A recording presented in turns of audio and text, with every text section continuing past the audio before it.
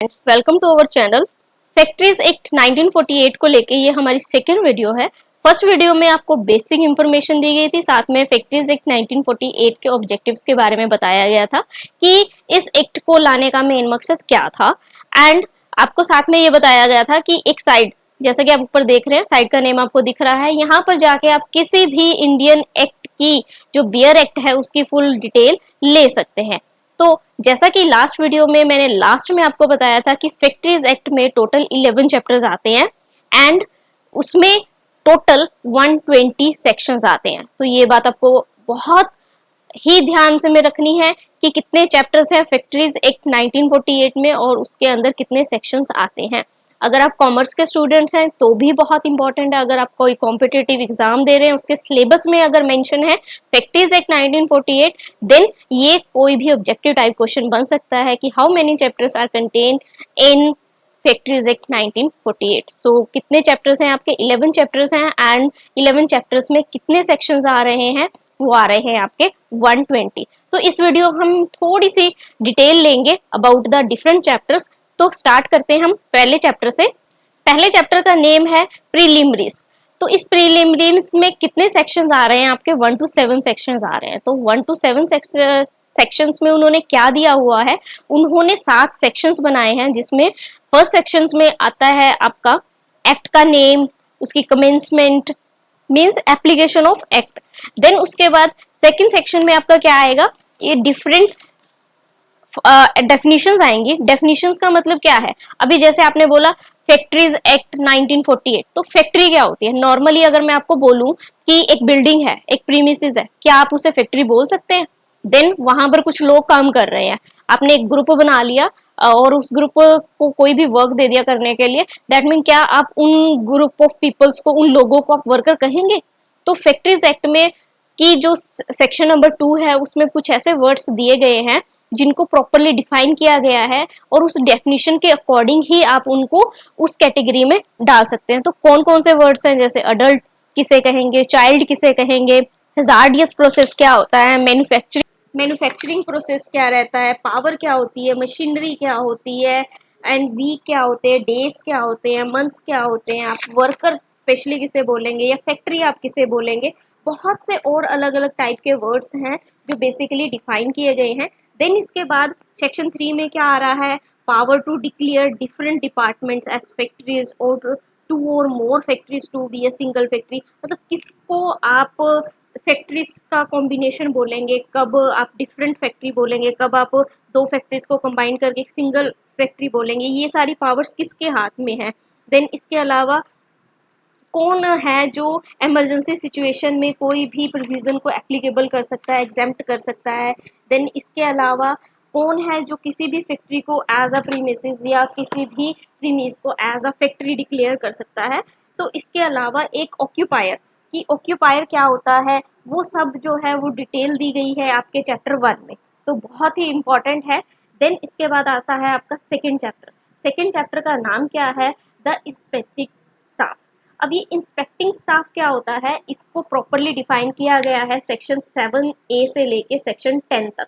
तो बेसिकली जो state government रहती है उसका पूरा कंट्रोल रहता है उस स्टेट की फैक्ट्री के ऊपर, एंड जो भी उसमें प्रोसेस रहता है उसको कौन इंस्पेक्ट करता है? वो इंस्पेक्टिंग स्टाफ पूरा देखता है, एंड वो जो इंस्पेक्टिंग स्टाफ है उसको अपॉइंट करता है, वो हमारी स्टेट गवर्नमेंट अपॉइंट करती है। तो ये स्टाफ क्या करता है, ये सब कुछ डिफाइन किया गया है 7A से लेके और सेक्शन 10। इसमें आते हैं कि जनरल ड्यूटीज क्या है ऑक्यूपायर की। तो बेसिकली मैं आपको बता देती हूँ ऑक्यूपायर कौन है। जिसने ऑक्यूपाई किया हुआ है किसी भी फैक्ट्री को, किसी भी फैक्ट्री का जो पूरा कंट्रोल है जिसके हाथ में रहता है, वो होता है हमारा ऑक्यूपायर। तो ऑक्यूपायर की क्या जनरल ड्यूटीज रहती हैं, एंड इसके अलावा वो कौन सी प्रोविजंस को एप्लीकेबल करवा सकता है। इसके अलावा जो इंस्पेक्टिंग स्टाफ है उसमें कौन रहते हैं? चीफ इंस्पेक्टर्स रहते हैं, जॉइंट स्टाफ इंस्पेक्टर्स रहते हैं, एंड एडिशनल चीफ इंस्पेक्टर्स रहते हैं, डिप्टी चीफ इंस्पेक्टर्स रहते हैं, या इसमें सर्टिफाइड सर्जन्स रहते हैं। तो ये सब इंफॉर्मेशन जो है वो चैप्टर 2 में दी गई है। देन इसके बाद हम बात करते हैं चैप्टर 3 की, जो बेसिकली रिलेट करता है प्रोविजन ऑफ हेल्थ। हेल्थ किसकी ले रहे हैं हम यहाँ पे? वर्कर्स की ले रहे हैं। बेसिकली फैक्ट्री में कौन काम कर रहा है? वर्कर्स काम कर रहे हैं। तो वर्कर आप उसे ही कहेंगे जो हमारे चैप्टर 1 की प्रीलिम्स के सेकंड सेक्शन में वर्कर की डेफिनेशन में डिफाइन किया गया है। तो उस वर्कर की हेल्थ को लेकर जो भी प्रोविजंस दी गई हैं वो आपकी चैप्टर 3 में आती हैं और अंडर कौन से सेक्शन में है, सेक्शन 11 से लेके 20 में है। अभी चैप्टर सेक्शन 11 टू 20 क्या ऐसी चीजें हैं जो हेल्थ को इफेक्ट करती हैं, तो किसको आप रिलेट कर सकते हैं वर्कर की हेल्थ के साथ, तो वहां पर आएंगी आपकी क्लीनिनेस की सफाई कितनी है, वहां पे फैक्ट्री में डस्ट को लेकर क्या प्रोविजंस हैं, या वहां पर लाइटिंग को लेकर क्या कैसे अरेंजमेंट्स किए गए हैं, या उसके रिगार्डिंग कौन सी जो प्रोविजंस हैं वो लगाई गई हैं, या डिस्पोजल ऑफ वेस्ट, वहाँ पर जितना भी वेस्ट है उसके डिस्पोजल को लेकर कैसे ट्रीटमेंट किया जा रहा है, या फैक्ट्री में टेम्परेचर किस टाइप का है, क्योंकि कई बार क्या रहता है हाई फ्रेम में काम करना रहता है, तो वहाँ का टेम्परेचर भी उस अकॉर्डिंग होना चाहिए जिस अकॉर्डिंग वर्कर उसको बर्दाश्त कर सके। इसके अलावा ड्रिंकिंग वाटर जो कि हेल्थ को इफेक्ट करती है, एंड इसके अलावा वहाँ पर टॉयलेट्स वगैरह का कैसा अरेंजमेंट किया हुआ है, तो ये सब बातें जो है वो सेक्शन 11 से लेके 20 तक डिस्क्राइब की गई हैं।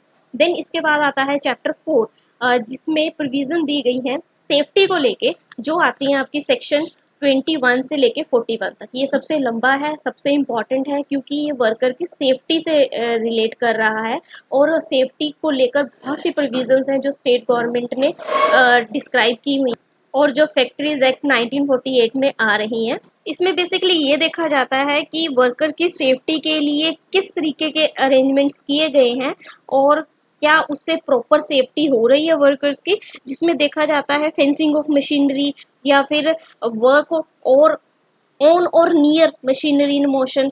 देन इसके अलावा employment of young person on a dangerous machine. तो कई बार क्या रहता है, ये जो जवान होते हैं उनको बेसिकली ऐसा वर्क दिया जाता है जो कई बारी थोड़ा सा हार्मफुल हो जाता है, तो वहाँ पर देखना रहता है कि प्रॉपर सेफ्टी है या नहीं, हार्वेस्ट वगैरह यूज़ किए जा रहे हैं या नहीं यूज़ किए जा रहे हैं। देन इसके अलावा क्या देखा जाता है कि जो पावर सिस्टम है वो किस टाइप का है, कि अगर कट ऑफ पावर हो रहा है या बिजली जा रही है, देन उस टाइम पे क्या अरेंजमेंट्स किए गए हैं, इसके रिगार्डिंग प्रोविजंस दी गई है, या सेल्फ एक्टिंग मशीन्स, क्योंकि कुछ मशीन्स ऐसी रहती हैं जो अपने आप वर्क करती हैं, उनको सिर्फ ऑन ऑफ करना रहता है। देन उनके रिगार्डिंग क्या सेफ्टी रूल्स अप्लाई किए गए हैं। Then casing of new machinery, कोई न्यू मशीनरी आई है, जो भी वर्कर वहाँ पे काम कर रहा है उसको वो ऑपरेट करनी आती है या नहीं आती है, तो कैसे वो उसको सेफली यूज़ कर सकता है। इसके अलावा कुछ दी गई हैं वुमेन्स एंड चिल्ड्रंस को लेकर, कि अगर वो किसी भी इंडस्ट्री में या किसी भी कंपनी में, स्पेशली किसी भी फैक्ट्री में अगर वो वर्क कर रहे हैं, देन उनके रिगार्डिंग क्या आप प्रोविजंस दे सकते हैं कि वो सेफ रहें, वो अच्छे से वर्क कर सकें। एंड यहाँ पर जब आप फर्स्ट चैप्टर में देखेंगे सेक्शन 2 में डेफिनेशन, तो वहाँ पे चाइल्ड को स्पेशली डिफाइन किया गया है कि किसे आप चाइल्ड बोलेंगे, and who can work in a factory. And इसके अलावा जो होस्ट एंड लिफ्ट है उसको डिफाइन किया गया है। तो कई बार आपने देखा होगा कि कुछ लोग रहते हैं कि मशीनरी को अप एंड डाउन करते हैं और लिफ्टिंग वगैरह यूज़ होती है या लिफ्ट वगैरह यूज़ करते हैं, या फिर जो अंडर गोडाउन नीचे की तरफ जाके काम करते हैं, तो उसके रिगार्डिंग उन्हें रोप्स जो रहती हैं वो यूज़ करनी रहती हैं, या लिफ्ट वो लोग यूज़ करते हैं। तो वहाँ पर कौन से ऐसे हार्वेस्ट हैं जो वो यूज़ कर सकते हैं सेफ्टी हार्वेस्ट यूज़ करने के लिए, कुछ प्रोविजंस दी गई हैं। एंड इसके अलावा जो प्रेशर प्लांट है वो भी देखा जाता है, स्टेयर्स वहाँ पर किस टाइप की हैं, फ्लोर वहाँ पर कैसे हैं, प्रॉपर मेंटेनेंस हो रही है नहीं हो रही है, पिट्स को लेके, स्टम्प्स को लेके, ओपनिंग इन फ्लोर को लेके, तो वे सब सेफ्टी में आती हैं। एंड प्रॉपर अरेंजमेंट जो इंस्पेक्टिंग स्टाफ जिसकी हमने बात की थी सेकेंड चैप्टर में, वो जब कोई भी फैक्ट्री सेटअप की जाती है देन वो क्या करते हैं, उसके कमेंसमेंट से पहले ये सारी चीज़ें चेक कर लेते हैं। एंड इसके अलावा जो एक्सेसिव वेट रहता है वो भी चेक किया जाता है। आपने कई बार देखा होगा कि कई बार कुछ ट्रक्स है जो ओवरलोड रह जाते हैं, देन वो क्या हो जाता है, एक्सीडेंट हो जाता है क्योंकि वो ओवरलोड रहते हैं। तो यहाँ पर भी सेफ्टी देखी जाती है कि वर्कर जो भी काम कर रहे हैं, जो भी वो वर्क जो भी वो लोड उठा रहे हैं वो कहीं एक्सेसिव तो नहीं है, तो इसके रिगार्डिंग भी जो प्रोविजंस हैं दी गई हैं। एंड इसके अलावा सेफ्टी में कई बार क्या रहता है, हाई फ्लेम के आगे कुछ वर्कर्स जो है वो काम कर रहे रहते हैं, देन उनकी आइस को लेके प्रोटेक्शन में की प्रोविज़न भी इसमें दी गई है। एंड इसके अलावा जो प्रोटेक्शन दी जाती है अगेंस्ट डेंजरस फेंसिस के अगेंस्ट, उसमें किसकी प्रोविज़न भी इसमें दी गई हैं। एंड प्रिकॉशंस दी गई हैं regarding the use of portable electric lights. कई बार क्या रहती है कि इलेक्ट्रिक लाइट यूज़ करनी पड़ जाती हैं, कुछ ऐसी सिचुएशंस रहती है, तो वहाँ पर देखा जाता है जो उसकी लाइट है, जो उसका फ्रेम है, वो according to area and according to worker है या नहीं है। एंड इसके अलावा जो इनफ्लेमेबल गैस रहती है उसका भी यूज़ देखा जाता है कि वो सेफली मैनर से हो रहा है या नहीं। तो ये सब बातें जो हैं सेफ्टी से रिगार्डिंग या सेफ्टी के रिगार्डिंग जो प्रोविजंस हैं वो आपकी कहाँ पर आ रही है, चैप्टर 4 में आ रही है। और किन सेक्शंस में डिफाइन की गई है, वो सेक्शन 21 से लेके एंड 41 तक डिफाइन की गई है। और भी बहुत सारी हैं, जब हम इनके बारे में डिटेल में पढ़ेंगे तब आपको बताएंगे। अभी हम सिर्फ ब्रीफ समरी देख रहे हैं। देन इसके बाद हम बात करते हैं चैप्टर 5 की, जो है आपका 4A, जिसका नाम है 4A, उसी 4 का ही सब पार्ट है। एंड इसमें 41 से लेके 41H तक की प्रोविजंस दी गई हैं, और जिसमें जो हमारा हजार्डियस प्रोसेस रहता है उसके रिगार्डिंग प्रोविजंस दी गई हैं। तो अब पहले आपको यही पता होना चाहिए कि हजार्डियस प्रोसेस कौन से होते हैं। तो इसकी जो डेफिनेशन है आपको चैप्टर 1 में के सेक्शन 2 में मिलेगी। एंड देन इसके रिगार्डिंग जो भी प्रोविजंस दी गई हैं वो उसकी स्टडी आप कहाँ पे आके कर रहे हैं, आप चैप्टर 4A में इसकी स्टडी कर रहे हैं। इसमें प्रॉपर एक साइट अप्रूवल कमेटी बनाई जाती है। एंड वो कमेटी क्या करती है, वो पूरी अरेंजमेंट देखती है, पूरा डिस्क्लोज करती है कि कैसे फैक्ट्री में वर्क हो रहा है। एंड वो पूरी पॉलिसी बनाती है हेल्थ को लेके एंड सेफ्टी को लेके। देन इमरजेंसी सिचुएशन अगर हो जाती है तो उसको कैसे कंट्रोल किया जाता है, एंड कौन कौन सी रिस्पॉन्सिबिलिटीज़ हैं जो ऑक्यूपायर को फॉलो करनी चाहिए इन रिलेशन टू हार्डियस प्रोसेस। तो ये सब बातें जो हैं वो आपकी चैप्टर 4 में की गई है। इसके अलावा जो सेंट्रल गवर्नमेंट है वो अपॉइंट करती है इंक्वायरी कमेटी को, जो पूरी फैक्ट्री की पूरी इंक्वायरी करती है एंड वो पूरे स्टैंडर्ड्स चेक करती है, मेंटेन करती है। तो ये सब बातें आपकी चैप्टर 4A में आती हैं। देन इसके बाद आता है आपका चैप्टर 5। चैप्टर 5 है जिसमें प्रोविज़न दी गई हैं वर्कर की वेलफेयर को लेकर। तो वेलफेयर को लेकर जो प्रोविज़न चैप्टर 5 में दी गई हैं वो अंडर सेक्शन 42 से लेके 50 तक डिफाइन की गई हैं। एंड अब वेलफेयर की अगर मैं बात करूं तो कौन कौन सी प्रोविजंस दी गई हैं, किस चीज़ से रिलेटेड, तो इसमें आती है कि जो फैक्ट्रीज़ है उसकी वॉशिंग कब कब हो रही है, कब जो फैक्ट्रीज है उसको वॉश किया जा रहा है। इसके अलावा जो स्टोरिंग की या ड्राइंग क्लोथ्स की फैसिलिटी है वो किस टाइप की है, जो सिटिंग की फैसिलिटी है वो कैसी है, या फर्स्ट एड अप्लाइंसेस है वो किस टाइप के यूज़ किए जा रहे हैं, फैक्ट्री के नियर अबाउट कैंटीन्स वगैरह की अरेंजमेंट है या नहीं, या प्रॉपर शेल्टर्स है या नहीं, या रेस्ट रूम या लंच रूम प्रोवाइडेड है या नहीं। एंड इसके अलावा जो वेलफेयर ऑफिसर्स हैं वो अपॉइंट किए गए हैं या नहीं किए गए हैं। तो इन सब से रिलेटेड जो प्रोविजंस जो दी गई हैं वो आपकी चैप्टर 5 में दी गई हैं अंडर सेक्शन 42 से लेके 50 तक। एंड इसके बाद बारी आती है आपके चैप्टर 6 की। तो चैप्टर 6 का जो नेम है वो है आपकी वर्किंग आवर्स ऑफ अडल्ट्स। जो अडल्ट्स हैं उनकी वर्किंग आवर्स को लेकर कुछ कुछ रीजंस दी गई हैं, वो कौन से सेक्शंस में आ रही हैं, वो सेक्शन 51 से लेके सेक्शन 66 तक आ रही हैं। एंड इसमें बताया गया है कि वर्किंग आवर्स कितने होने चाहिए, वीकली आवर्स कितने होने चाहिए, डेली कितना काम करवाया जा सकता है वर्कर से।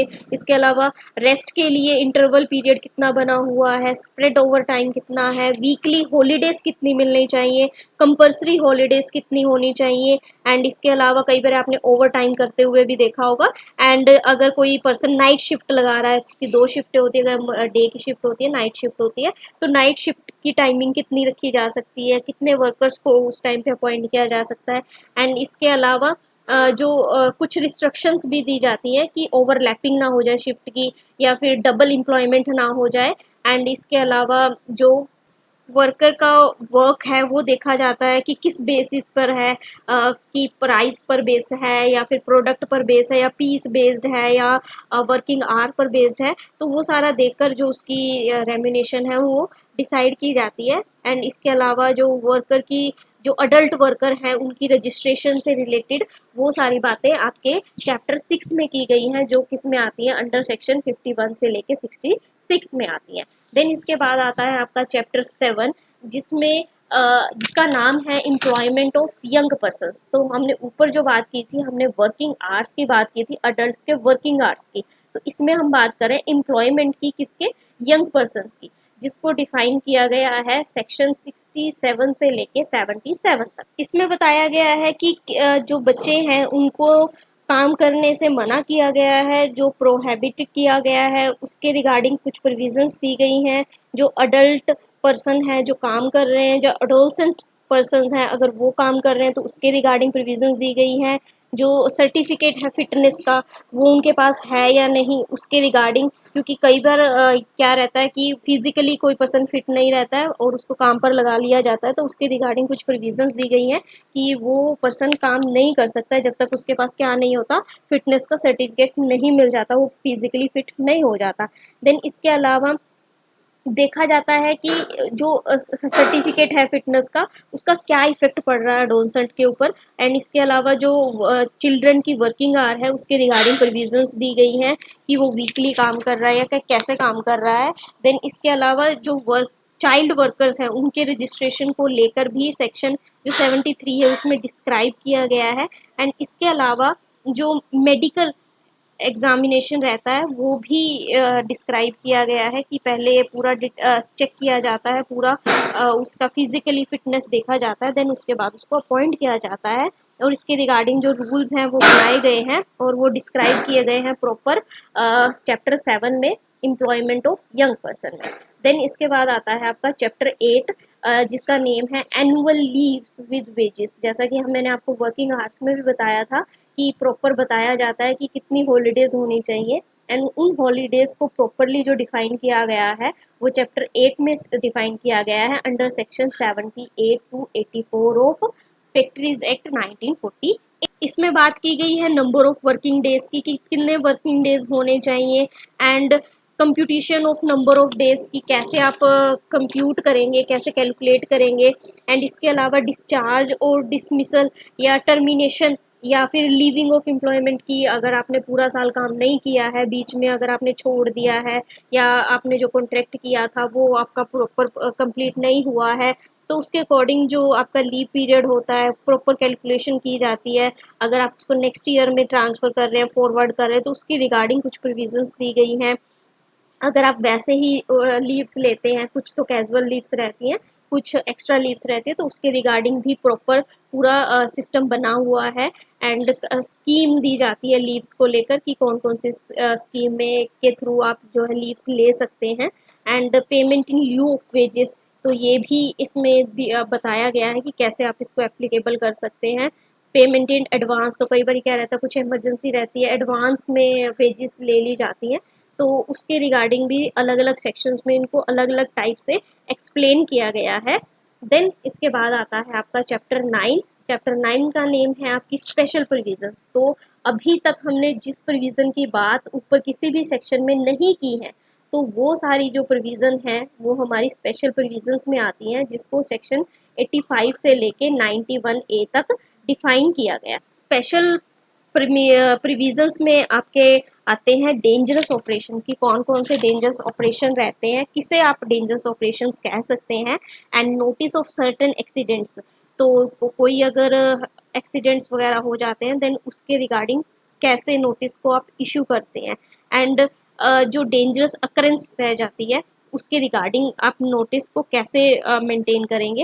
एंड कुछ अगर डिसीज़ हो जाती है, कई बार क्या रहता है कि कुछ वर्कर काम कर रहे होते हैं एंड उनको फिजिकली जो है उसकी एलर्जी कह सकते हैं या कुछ इफेक्ट इस तरीके का हो जाता है, देन उसके रिगार्डिंग जो प्रोविज़न है वो आपकी स्पेशल प्रोविज़न में आती हैं।